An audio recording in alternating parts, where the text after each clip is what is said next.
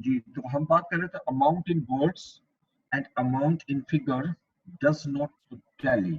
यानी आपने यहाँ पर अमाउंट लिखी 10,000, यहाँ गलती से 1,000 लिख दी, एक जीरो कम डाल दिया। तो जैसे एक जीरो कम डाला तो बैंक इसको कभी भी कैश नहीं करेगा, ये भी चेक हमारा डिसऑनर जाएगा। ठीक है, उसके बाद number 8, check with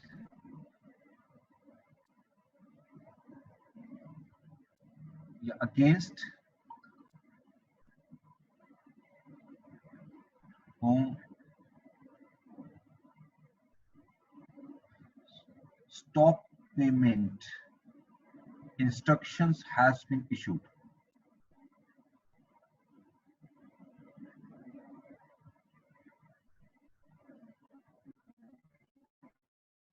Has been issued. ये तो बहुत रेयर केस होता है कि आप चेक भी दे रहे हैं और वहां से बैंक को ये भी कह रहे हैं कि इसको कैश ना करना। ठीक है, ऐसा पॉसिबिलिटी बहुत कम होती है बिजनेस में, लेकिन पर ये भी एक रीजन होती है जिसके थ्रू चेक डिसऑनर हो सकता है। मिसाल के तौर पर मैंने किसी को चेक दिया और चेक लेने के बाद बैंक को मैंने इंस्ट्रक्शन जारी कर दी कि ये चेक जो है इस नंबर का जो है अब वो आप इसको कैश नहीं करेंगे। ठीक है, तो यकीनन वो चेक जो है जब बैंक में जाएगा तो वो डिसऑनर हो जाएगा, वो कभी भी कैश नहीं होगा। ठीक है, उसके बाद नंबर 9, डोरमेंट अकाउंट।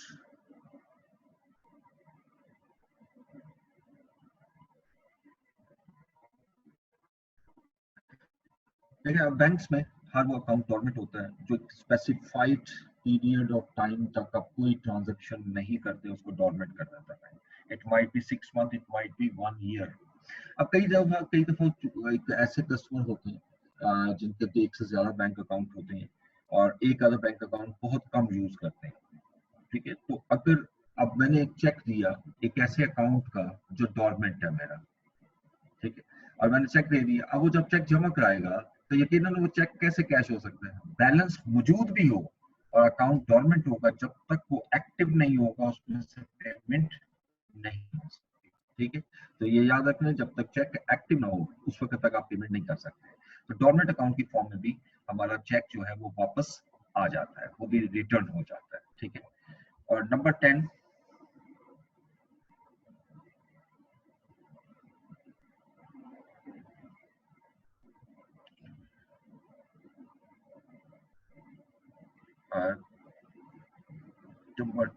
चले अब मेरे जहन में नहीं आ रही, कोई काफी इसकी है, जब आएंगी किसी और के जहन में हो तो लिख ले, लेकिन फिर आएंगे तो मैं आपको बता रहा हूँ। ठीक है, ये आमतौर पे 8 से 10 हमें वो पूछ सकता है एग्जामिनेशन में, ये आनी चाहिए। उसके बाद आइएगा नेक्स्ट में, check of 11,000 previously received from customer now dishonored on technical grounds, bank charge rupees 1,000। वो चेक 11,000 का जो हमने बैंक में जमा कराया था पहले, ये देखिएगा जनवरी 6 को एक चेक 11,000 का आपको कस्टमर से रिसीव हुआ था और आपने इसको डेबिट कर दिया। जब भी चेक वापस आए, डिसऑनर हो या वर्ड कैंसल्ड हो, याद रखना प्रीवियस ट्रांजैक्शन को रिवर्स करना होता है। यानी पहली ट्रांजैक्शन अगर रिसीट थी तो ये पेमेंट हो जाएगी, अगर पहली पेमेंट थी तो ये रिसीट हो जाएगी। This is non reversal.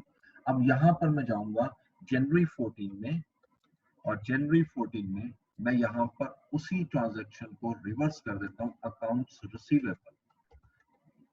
यानी पहले मैंने ये शो किया कि 11,000 मुझे कस्टमर से मिल गए, अब मैं ये शो कर रहा हूँ कि जो कस्टमर से पहले पैसे मैंने लिखा था पैसे मिले हैं वो नहीं मिले, तो यकीनन मैं रिवर्स करूंगा, उसको क्रेडिट करूंगा और अमाउंट वही आएगी 11,000 की, लेकिन अब बैंक ने हमें चार्ज किए 12,000।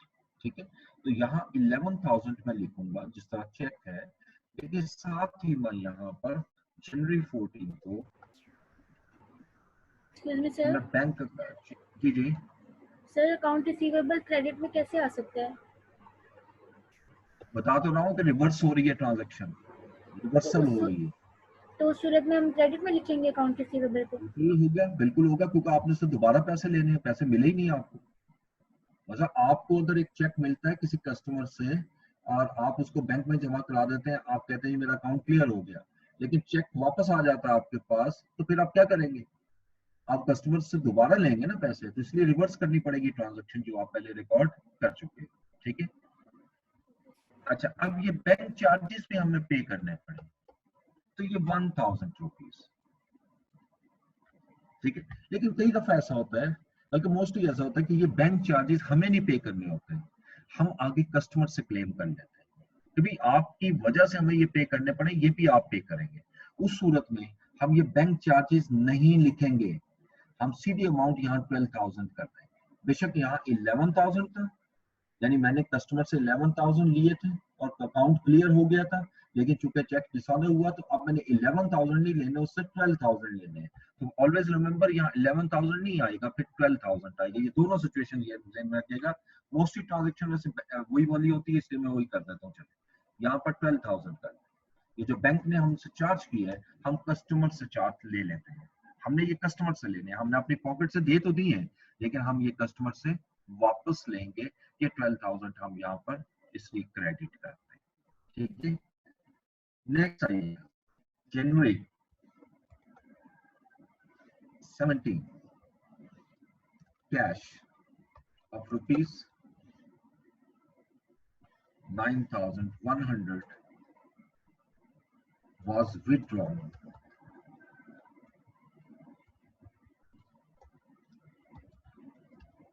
from bank।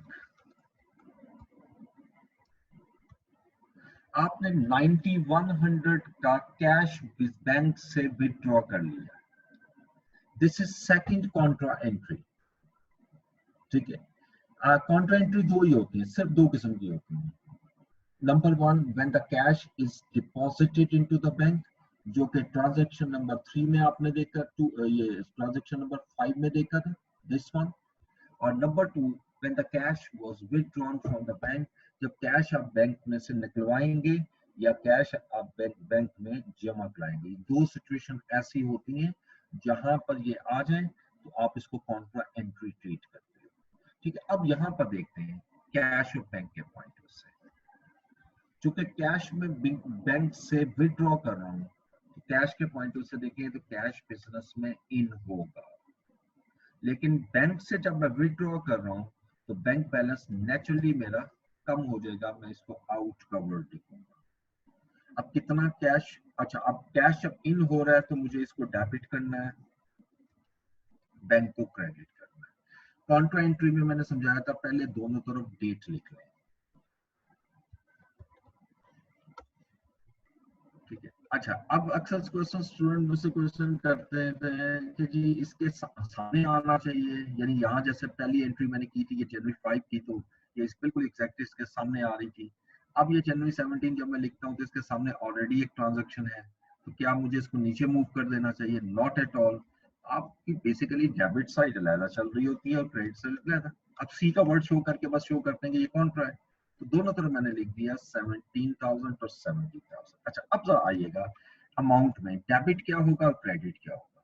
हमने पढ़ा कैश जो है वो इन होगा और कैश डेबिट होगा, तो मैं डेबिट साइड पे कैश कॉलम में 9,100 लिख रहा हूं और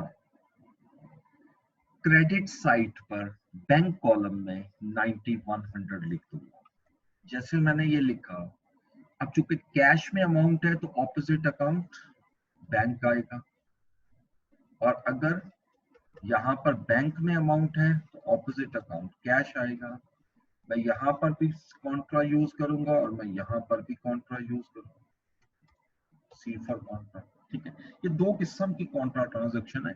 हाँ, एक क्वेश्चन में एक से ज्यादा आ सकते, हो सकता है 3 कॉन्ट्रा दे रहे हैं, लेकिन वो यही होंगी, 2 डिपॉजिट या 1 विड्रॉल, 1 विड्रॉल, 2 विड्रॉल या 1 डिपॉजिट, मतलब कॉन्ट्रा दो ही होती है, या जब कैश बिजनेस में इन हो रहा है या कैश बिजनेस से आउट हो रहा है।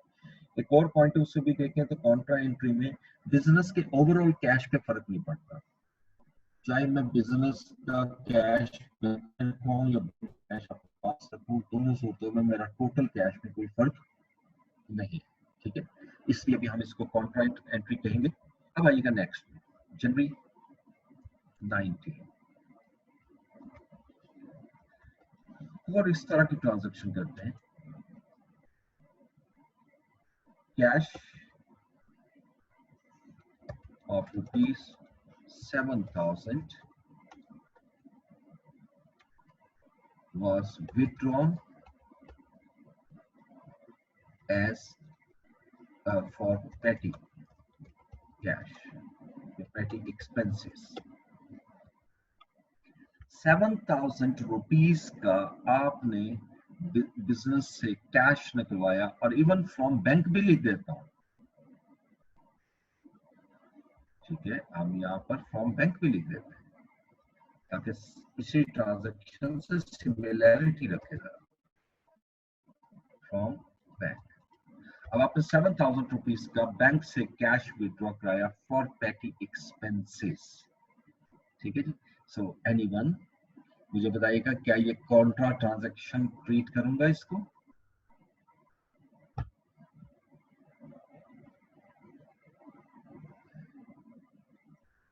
No sir. यस सर, करेंगे सर। अच्छा, आपने कहा कि ये कॉन्ट्रा ट्रांजैक्शन होगी इस वजह से कि ये कैश बैंक से विड्रॉ है। Please remember it is not a Contra transaction. Sir ये बिजनेस में इन्वेस्ट तो नहीं हो रहा, तो इस वजह से ये नहीं होगी।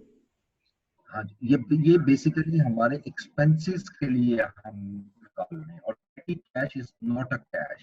कैश सेपरेट रखा जाता है, पेटी कैश सेपरेट। मैंने कहा कॉन्ट्रा ट्रांजैक्शन होती है जो बैंक और कैश, यानी जो कैश बुक की दोनों साइडों पे आएगी, ठीक है। तो ये जो कैश का कॉलम है ये नॉर्मल कैश है बिजनेस का, रेगुलर जो आ रहा है, और ये जो बैंक का बैलेंस है, तो पेटी कैश का कॉलम है ही नहीं यहाँ पर, तो लिहाजा it is not a Contra transaction. और चूंकि ये अब आपने कैश विड्रॉ कराया तो ये पेमेंट कंसीडर होगी, इससे बैंक बैलेंस मेरा कम होगा, तो मैं यहाँ पर जनवरी 19, और यहाँ पर मैं ऑपोजिट अकाउंट क्लियरली लिखूंगा पेटी cash.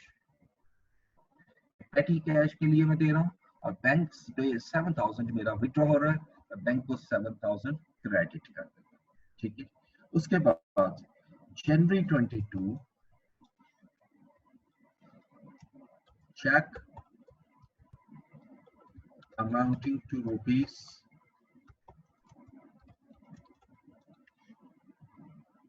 23,750 was received from customer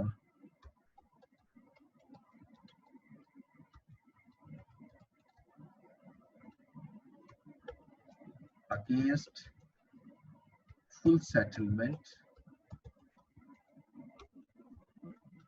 of invoice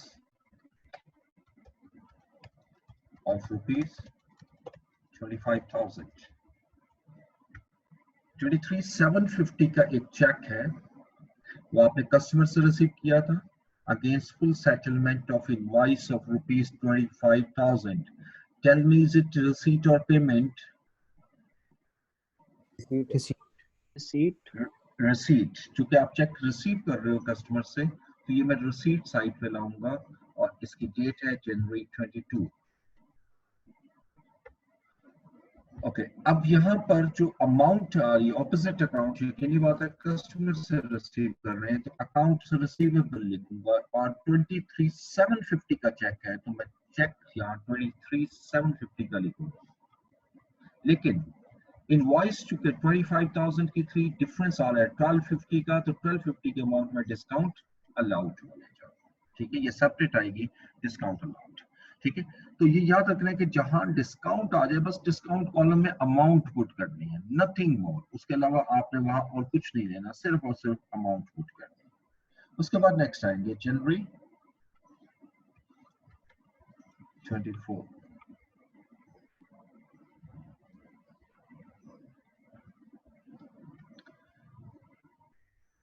bank has made payment of insurance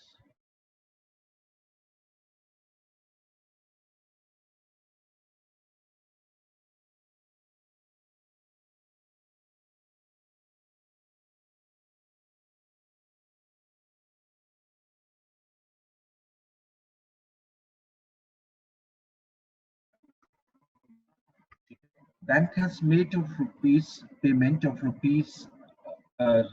insurance of rupees 7560 on standing instructions, ठीक है।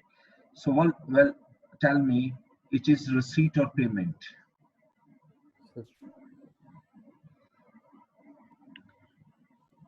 पेमेंट है ना सर? ये पेमेंट है, ठीक है। तो पेमेंट जो है वो क्रेडिट साइड पे आएगी।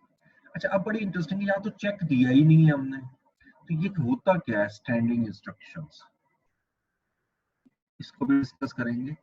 स्टैंडिंग ऑर्डर्स इसको हम कहते हैं normally.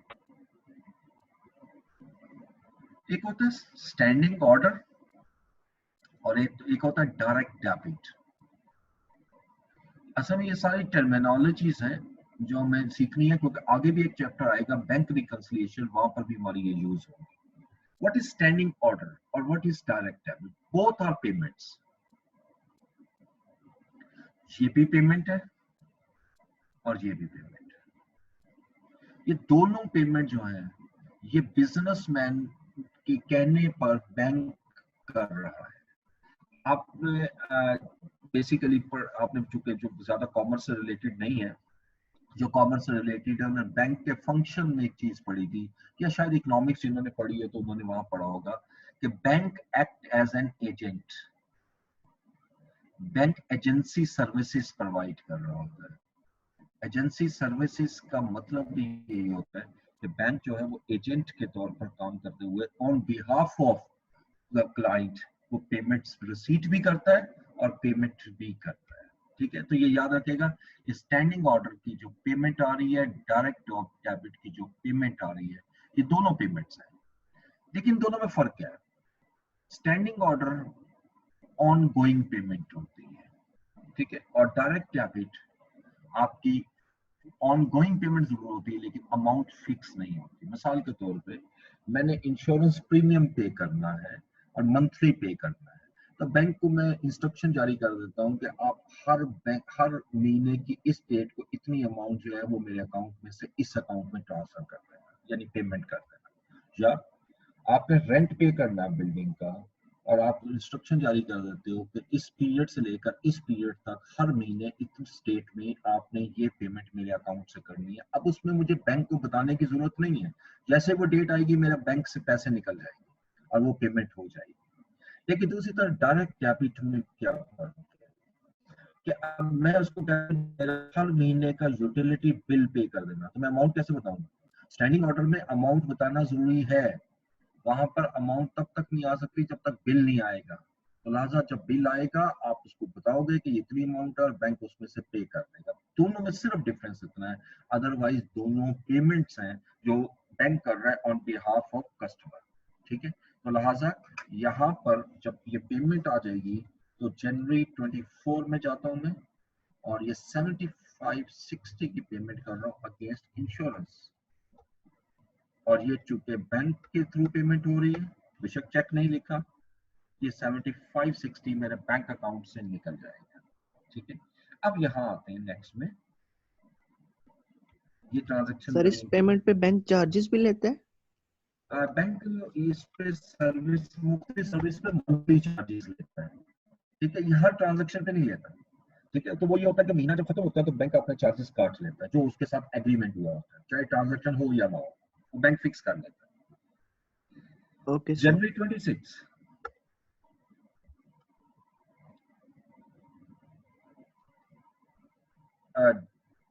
dividend warrant was received at bank rupees 9,000 net of 10% withholding tax.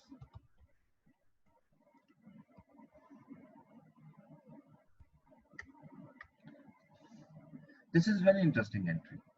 ये आपके लिए बिल्कुल नई चीज है, डिविडेंड वारंट। ये होता क्या है? सपोज आप किसी कंपनी के शेयर बाय करें, स्टॉक एक्सचेंज का नाम तो सुना होगा, आप किसी भी कंपनी के शेयर बाय करते हैं। मैं शेयर बाय करता हूँ जी, शेयर्स है मेरे पास ए कंपनी लिमिटेड। जब साल खत्म होता है या 6 महीने खत्म होते हैं, ए लिमिटेड कंपनी डिविडेंड देती है। Dividend is a profit distributed among share holders. अब ये जो डिविडेंड की अमाउंट है वो मुझे मिल रही है। अब मुझे कैसे देगी बैंक, यानी कंपनी मुझे कैसे, कंपनी के तो थाउजेंड्स ऑफ शेयर होल्डर्स होते हैं, तो जिस वक्त हम ये शेयर्स खरीदते हैं तो हम अपनी सारी डिटेल देते हैं जिसमें बैंक अकाउंट भी होता है, तो वो बैंक को डिविडेंड वारंट भेज देते हैं कि ये अमाउंट इस बंदे के अकाउंट में ऐड कर, ठीक है। तो ये किस्म की डायरेक्ट हमारे अकाउंट में पैसे आ रहे हैं, राइट। तो ये जो लिखा हुआ dividend warrant was received at bank, ये डायरेक्ट बैंक ने रिसीव किया है हमारे बिहाफ पर। ये हमारी simple dividend is a profit, ये हमें प्रॉफिट मिला है 9000 का। लेकिन इंटरेस्टिंग चीज ये है, इस पे 10% विद होल्डिंग टैक्स भी कटा है। अब विद होल्डिंग टैक्स क्या होता है, ये अभी आप चूंकि आगे जाके पढ़ोगे ज्यादा FR1 में, मैंने बीच में सिर्फ एक ट्रांजैक्शन डाली है, तो उसको करके जाइएगा क्योंकि एग्जामिनर इस किस्म की एक आधी ट्रांजैक्शन दे देता है। अब ये विद होल्डिंग टैक्स का बेसिक लॉजिक क्या होता है कि ये वो अमाउंट है जो मेरे अकाउंट में से कट गई और मैं जिस वक्त फाइनल अपना टैक्स पे करूंगा तो उसमें ये 1000 क्लेम कर लूंगा। तो याद रखिएगा कि मुझे मिल 9000 रहा है, बैंक में मेरे 9000 आया है, लेकिन मेरी इनकम 9000 नहीं है, मेरी इनकम इससे ज्यादा है। तो ऐसी एंट्री को आप कैसे शो करेंगे? इनकम 10,000 इन सिंपल वर्ड्स, क्योंकि अगर 9000 मुझे मिल रहा है और 10% कट रहा है तो 9000 90% है, तो 100% कितना हुआ? 10,000। ये 10,000 रुपीज था जिसमें 10,000 रुपए जो 1,000 जो उसने मुझे डिडक्ट करके दिया। इस एंट्री को पोस्ट करने का तरीका देखिएगा, मैं यहाँ पर ये दोनों साइड पे आएगी, रिसीट साइड पे भी और पेमेंट साइड पे भी, ठीक है। तो जनवरी 26 में चूंकि मुझे रिसीट हो रहा है तो मैं डिविडेंड का वर्ड यूज करूंगा और डिविडेंड आएगा कैश में, बैंक में 10,000, मैं पूरा 10,000 लिखूंगा, ठीक है।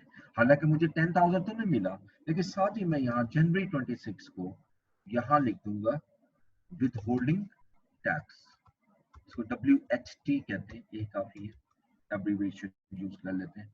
विद होल्डिंग टैक्स ये 1000, तो खुद ब खुद देखें बैंक में 9000 रुपीज की अमाउंट आ गई। इस तरह करने की जरूरत क्या, मैं सीधा 9000 क्यों नहीं ले रहा? इसलिए नहीं ले रहा कि मेरे प्रॉपर हेड ऑफ अकाउंट्स में अमाउंट जाए। अगर मैं 9000 से लेता हूँ, कैश बुक तो मेरी टैली हो जाएगी, लेकिन डिविडेंड इनकम जो है मेरी प्रॉपर शो नहीं होगी, और जो टैक्स मेरा डिडक्ट हुआ है मैंने गवर्नमेंट से क्लेम करना है वो मैं क्लेम नहीं कर सकता अगर अकाउंट्स में उसको नेट ऑफ कर दूंगा। इसलिए कुछ ट्रांजेक्शन होती है जो नेट पे नहीं रिकॉर्ड करनी, ग्रॉस पे रिकॉर्ड करनी है। एक एंट्री और लेके दिखाता हूँ आपको, January 27 received out station cheque. Hello sir, बात सुने? जी जी, सर ये जनवरी 26 वाली दोबारा समझा रही है।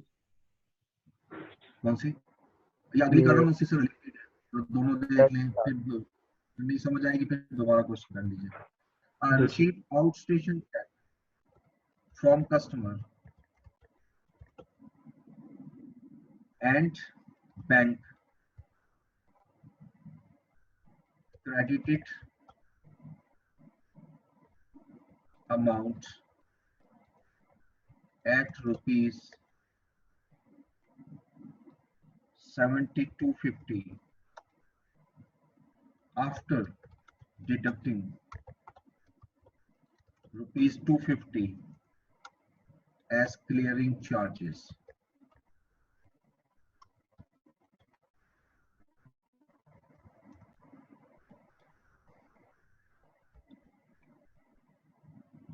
ये जो अगली ट्रांजैक्शन मैंने ली है ये भी बिल्कुल सिमिलर इसी टाइप की है। अब आपने एक आउट स्टेशन चेक रिसीव किया कस्टमर से और बैंक ने इसको क्रेडिट किया 7250 से, हमारे अकाउंट को क्रेडिट किया 7250 से, लेकिन आफ्टर डिडक्टिंग 250 एस के लिए चार्ज, लेकिन 250 रुपए उसने डिडक्ट कर लिया। और ये याद रखना है कि 7250 मेरे अकाउंट में क्रेडिट हुआ है। मेरे अकाउंट में क्रेडिट होने का मतलब है कि मेरे अकाउंट में जो पैसे आए हैं वो 7250 आए हैं, लेकिन मुझे जो कस्टमर से पेमेंट मिली है वो 7250 नहीं मिली, ज्यादा मिली है। ठीक है, क्योंकि आपने जो कस्टमर से चेक रिसीव किया उसकी अमाउंट को एग्जामिनर नहीं दे रहा यहाँ पर, वो कह रहा है कि जो बैंक ने हमारे अकाउंट में क्रेडिट की है वो 7250, लेकिन उसमें 250 बैंक ने चार्ज करने के बाद, लिहाजा जिस वक्त मैं इस ट्रांजेक्शन को रिसीट साइट पे लेकर आता हूँ जनवरी 27 में, तो ऑपोजिट अकाउंट में अकाउंट रिसीवेबल लिखूंगा। अब अगर मैं यहाँ पर बैंक कॉलम में 7250 लिख दूंगा तो ये गलत होगा। क्यों? मुझे कस्टमर से, क्योंकि मैं अकाउंट रिसीवेबल लिख रहा हूँ, मैं लिख रहा हूँ ये अकाउंट रिसीवेबल से मुझे 7500 रुपीज मिले थे, लेकिन मेरे अकाउंट में तो 7250 आ रहे हैं, तो 250 की पेमेंट भी हुई है, यानी ये वो ट्रांजैक्शन है जिसमें एक तरफ रिसीट है और दूसरी तरफ पेमेंट है। ठीक है, तो लिहाजा ये नेट अमाउंट इसको कहते हैं। तो ये जनवरी 27 को मैं इसको क्रेडिट कर दूंगा बैंक चार्जेस, और उसी डेट को 250 में क्रेडिट करता हूं। अब जरा सॉरी बैंक कॉलम में, अब जरा आप और से देखिएगा, 7500 मैंने डेबिट किया और 250 क्रेडिट किया, तो नेट अमाउंट 7250 हो गई, जो कि उसी अमाउंट की इक्वल है जो बैंक ने हमारे अकाउंट में क्रेडिट की थी। अब ये वही चीज दोबारा रिपीट करूंगा कि मैं इसको नेट क्यों रिकॉर्ड नहीं कर रहा, मैं इसको ग्रॉस में क्यों कन्वर्ट कर रहा हूँ। इसलिए अगर फर्ज कीजिएगा for the time being, let's assume, समझो ये क्रेडिट साइड पे नहीं है, मैं यहाँ 7250 लिख देता हूँ, तो इसी से मैंने लेजर में पोस्ट करना है। किसके लेजर में? अकाउंट रिसीवेबल के लेजर में। तो अकाउंट रिसीवेबल के लेजर में मैं कितनी अमाउंट लेके जाऊंगा? 7250, हालांकि मैंने तो रिसीव किया 7500, इसका मतलब 250 फिर मैं क्लेम करूंगा कस्टमर से, जी आप पे करो, वो कहेगा जी मैं पे कर चुका हूँ। तो हमारे अकाउंट्स के अंदर डिफरेंस क्रिएट होता है, तो इसलिए ग्रॉसिंग बहुत जरूरी होती है कुछ ट्रांजेक्शन में। आप उसको ग्रॉस अप करें, यानी एक्चुअली दो ट्रांजेक्शन का नेट करके वो एक देता है, एक रिसीट होती है और एक पेमेंट होती है। ऐसी सूरत हाल में आपने इसको दोनों को ग्रॉस अप करना है। ग्रॉस अप करने के बाद जब ग्रॉस अप हो जाएगी तो खुद ही खुद आपके सामने दो ट्रांजेक्शन आ जाएंगी। मसलन जब आप कहते हो जी 7250 डिडक्ट होने के बाद हुआ तो ग्रॉस 7500 मिला, तो 7500 चेक कस्टमर से रिसीव हुआ था, तो खुद ही मुझे समझ में आ गया कि 7500 का चेक रिसीव हुआ था, 250 उसके मुझे क्लियरिंग चार्जेस पे करने पड़े। ठीक है जी, ये वो ट्रांजेक्शन है, पिछली ट्रांजेक्शन भी और ये ट्रांजेक्शन भी, ये दोनों आपने ग्रॉस करनी। अब इन दोनों में जो बेसिक फर्क है वो सिर्फ इतना है, पहले जरा डिस्काउंट परसेंटेज में था वो विद होल्डिंग टैक्स, यहाँ उसे क्लियरिंग चार्ज आपको अमाउंट मिले। ठीक है, और जहां परसेंटेज में आ जाए उसको मैं दोबारा एक्सप्लेन कर देता हूँ। अच्छा, अब जो आपको डिविडेंड मिल रहा है वो 9000 रुपीज है, राइट, और वो लिख रहा है कि ये 90% है, ये नेट है 90%। ये मैंने 90% वहां नहीं लिखा हुआ, मैं खुद लिख रहा हूँ, यानी ये मेरी अमाउंट जो है वो 90% है। कैसे 90%? क्योंकि अगर कोई रकम मुझे मिल रही है और उसमें 10% टैक्स कट रहा है, तो इसका मतलब मुझे कितनी मिल रही है? 90%। लेकिन मेरी इनकम 90% नहीं है, मेरी इनकम 100%। तो लिहाजा अब मैं क्या करता हूँ, इसको 100% पे ले जाना चाहता हूँ, तो क्या करूँ? 9000 मल्टीप्लाई बाय 100, क्योंकि 100% पे ले जाना चाहता हूँ, डिवाइडेड बाय इस वक्त ये कितना परसेंट है? 90%। इस हिस्से को अगर मैं यहाँ कैलकुलेट करूँ, 9000 इंटू 100 डिवाइडेड बाय 90, आप देख सकते हो वही 10,000 की अमाउंट आ जाएगी। तो ये डिविडेंड जो है वो मेरा 9000 नहीं होगा, डिविडेंड मेरा 10,000। It is a net amount, ये जो आ रहा है डिविडेंड, ये नेट अमाउंट। तो इसलिए इसको भी ख्याल करना आपने, जब परसेंटेज में हो तो कैलकुलेशन सिर्फ इन्वॉल्व होती है, बाकी जो कॉन्सेप्ट है ये एग्जैक्टली वही होता है जो अभी 27 नंबर ट्रांजेक्शन में भी हमने डिस्कस किया है। ठीक है जी, उसके बाद जनवरी 29,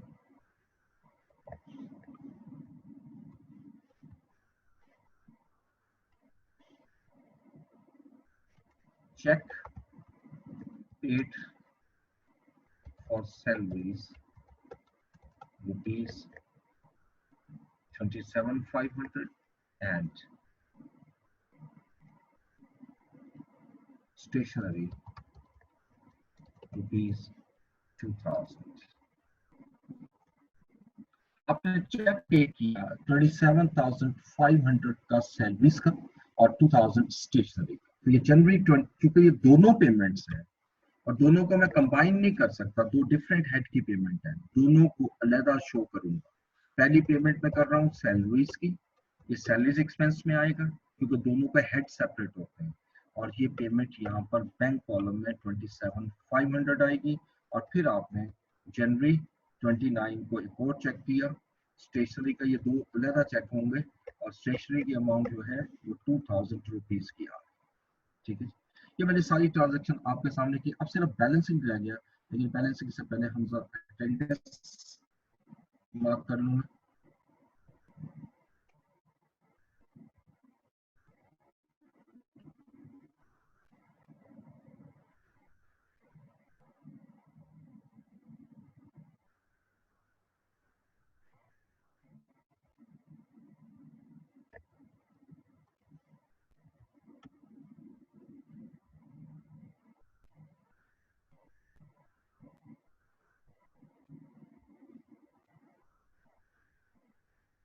जी अब्दुल मोइज मुगल,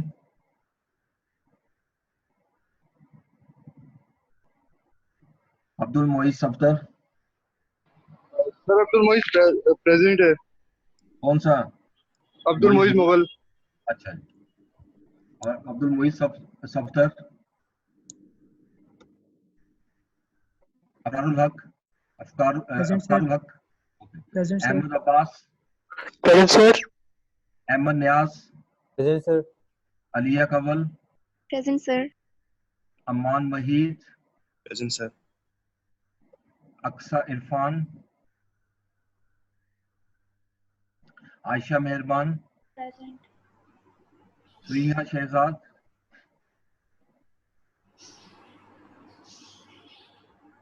फिदा Irtaza, Myra Sohail, present. Mubashar Shabir, present. Mohammad Hamza, present. Mohammad Ishaq, Mohammad Kaleem, Mohammad Sikandar Aamir, Mohammad Waiz Azhar, present sir. Muqaddas Meherban, present. Muqaddas Sahel, present. Saman Sadia, present sir. Sameer Ali, present sir. Shahzeb Umar, present sir. Shahnoor Tahir, present sir. Sidra Jabeen, Syeda Iram, present sir. Waqas Ali,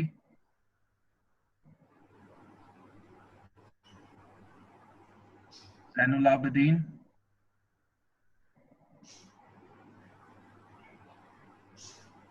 Zainul Abidin Zaheer,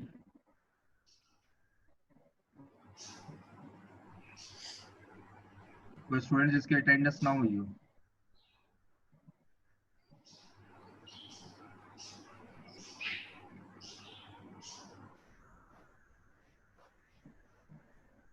okay, अच्छा अब सेकंड मुझे आप ये बताइएगा कि मैं आप लोगों की एक और क्लास शुरू कर रहा हूँ। उन स्टूडेंट्स की जो को अभी प्रॉब्लम आ रही है डबल एंट्री सिस्टम में, या वो स्टूडेंट जो कि आपके लेट ज्वाइनिंग की, ठीक है, और उनको पहले लेक्चर नहीं ले सके, उनको प्रॉब्लम आ रही है, तो आप मुझे सिर्फ बताइएगा, अपना ये ग्रुप में मुझे अपना नेम लिख देंगे कि हम ये क्लास लेना चाह रहे हैं, ताकि मैं आपकी क्लास जो है वो एक दो दिन में अरेंज कर सकूं, स्टार्ट कर सकूं। ठीक है, ये आपके साथ साथ चलेगी ये क्लास, उसमें प्रैक्टिस भी होती रहेगी। ठीक है, तो आपने जरा प्लीज बताना है मुझे ग्रुप में, यानी हम बिल्कुल वहां पर वो आपको स्टार्ट से मैम शुरू करवाएंगे और साथ साथ प्रैक्टिस भी होती रहेगी उस क्लास में, उन्हीं उसी टॉपिक की जो आप पढ़ चुके हैं आप। ठीक है, तो अब आइएगा यहाँ पर दोबारा इसी क्लास इसी में ग्रुप में ये सॉरी क्वेश्चन में। अब मैंने इसके बाद बैलेंसिंग करनी है। ठीक है, सपोज इसके बाद कोई ट्रांजेक्शन नहीं है, अब बैलेंसिंग करनी है। वेरी सिंपल, बैलेंसिंग का वही तरीका कार है जो हमने पढ़ा था। अब इसको मैं खत्म कर देता हूँ यहाँ से, या इसको नीचे ले जाते हैं, शायद आपको बाद में हेल्प दे जिस पर। तो पहले बैलेंस करते हैं। हमेशा मैंने जैसे पहले बताया था कि हम कैश को पहले बैलेंस करें, हमेशा पहले कैश।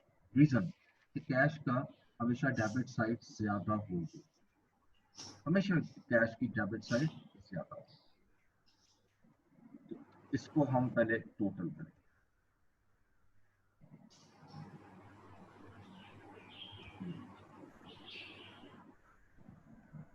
अभी आपने बैंक कॉलम को रिप्लेस देखना, सिर्फ कैश कॉलम को देखना है, कैश कॉलम। तो कैश का पहले टोटल करते हैं। ये डेबिट साइड हमेशा इसकी लार्जर होगी, इसको सम कर से टोटल किया, या आपके ये टोटल आ रहा है। लेकिन हम क्रेडिट साइड पे ये टोटल नहीं आ रहा होगा, हम यही पुट कर देते हैं अमाउंट यहाँ, यानी 111,100। अच्छा, अब मुझे यहाँ बैलेंस करना है, और बैलेंस चूंकि मंथ एंड पे करना होता है, तो जनवरी 31 का मंथ होता है, तो मैं बैलेंस CD लिखूंगा यहाँ पर, और इसको बैलेंस करते हैं। अब जब बैलेंस किया तो ऑब्वियसली इस टोटल में से मैं जो क्रेडिट साइड पे जो अमाउंट आ रही है उसको सम कर लेते हैं। ये दो अमाउंट जो है ये मैं माइनस कर देता हूँ। तो देखिएगा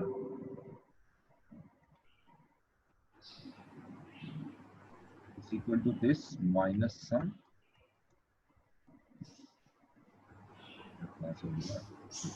62,100 मेरा बैलेंस आ रहा है।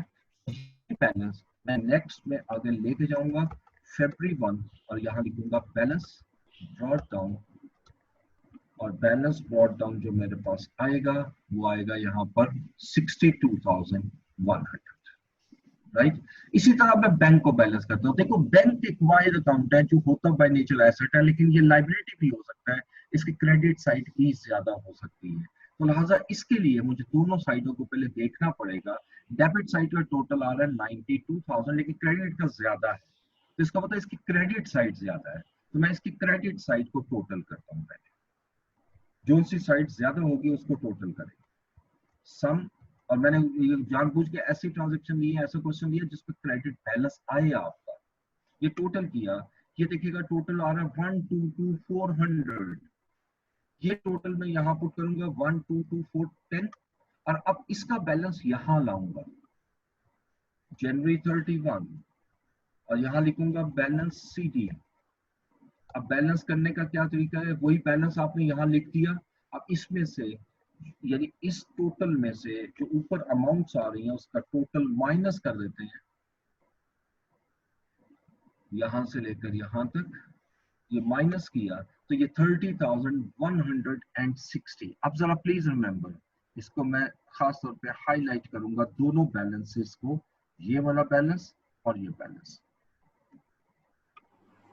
और इसको मैं आगे भी ले जाऊं पहले। इसी तरह 1 फरवरी को आपका यही ओपनिंग बैलेंस आ जाएगा, बैलेंस BD, और ये बैलेंस आ रहा है 30,160।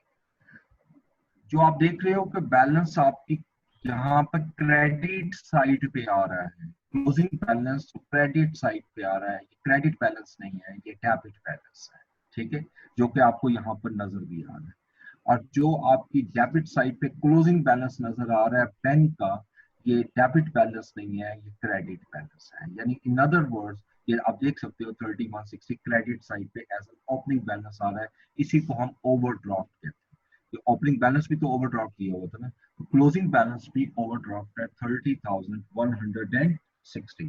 तो आज आपने इसी जरा एग्जांपल को अच्छी तरह रिपीट करना है, अच्छी तरह रिवाइज करना है, और उसके बाद फिर हम अगली क्लास में इंशाल्लाह पेटी कैश बुक शुरू करेंगे। मेरा कोशिश ये है कि हम ईद से पहले पहले जो है ये 5 चैप्टर्स को कंप्लीट कर दें, ठीक है। सो इसको जरा रिवाइज कर लीजिए,